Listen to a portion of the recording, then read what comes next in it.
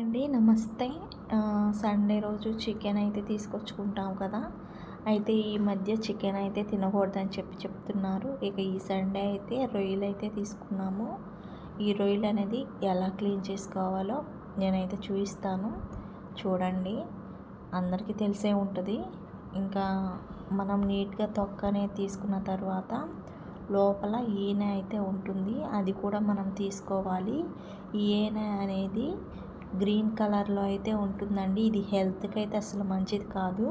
కాబట్టి మీరు next time తెలియకపోతే ఇలా అయితే క్లీన్ చేసుకోండి. ఇంకా రొయ్యలు అయితే సైజ్ అనేవి పెద్దగా ఉన్నాయి. వాటిని చిన్న చిన్న పీసెస్ లాగా కట్ చేసుకొని ఉప్పు వేసుకొని ఒక 3 సార్లు అయితే మనం కడగాలి.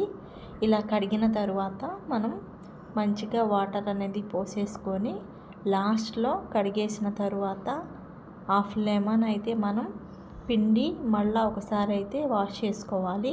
దీనివల్ల నీసు వాసన అయితే ఉండదు. ఈ సండే రోజైతే ఇలా అయితే గడిచిపోయింది. ఇంకా ఈవినింగ్ టైంలో మా ఇంటికి కొద్దిగా రిలేటివ్స్ అయితే వచ్చారు. వాళ్ళ కోసం అయితే స్వీట్ అయితే పెడుతున్నాను. మీకు ఏ స్వీట్ అంటే ఇష్టం కామెంట్ సెక్షన్లో కామెంట్ చేయండి.